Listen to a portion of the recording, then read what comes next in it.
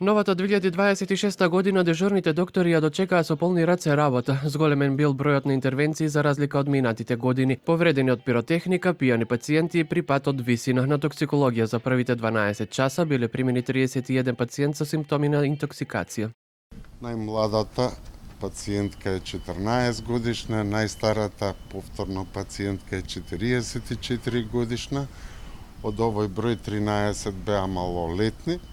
Според половата структура 21 имавме од машки пол и 10 од женски пол.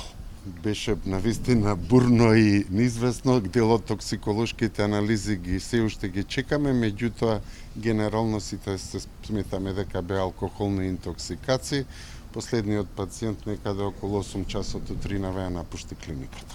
На околу 20 пациенти со лесни повреди им била пружена лекарска помош, а лекарите како тежок случај примеле 2-годишно дете без познати лични податоци, примено на интензивна нега која е во животна опасност. Една пациентка 17 годишна од Тетово е донесена со тешка телесна повреда и во моментов се извршува хируршка операција на пациентката. Имаме политравматизирани тројца пациенти донесени со пат од висина, пациент 30 годишен од непознати причини, јавено е за овој пациент дека е пронајден паднат.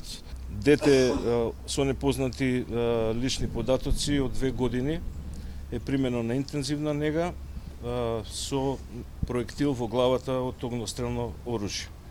Немаме податоци за случката што се случило. Исто така е во животна опасност.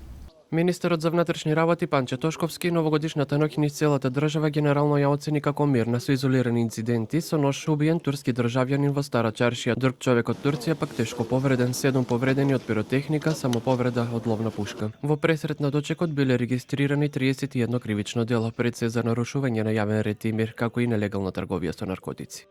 За таа цел, од страна на полицијата беше засилено присуството на терен и беа преземени координирани и насочени мерки за одржување на поволна безбедносна состојба. На подрачјето на СВР Скопје, за жал, регистриран е еден посериозен настан, убиство, во кое што животот го загуби турски државјанин.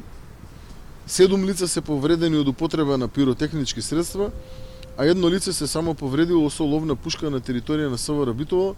Во текот на вчерашниот ден регистрирани се 31 кривично дело, како и 23 сообраќајни незгоди, од кои што 2 со тешки телесни повреди.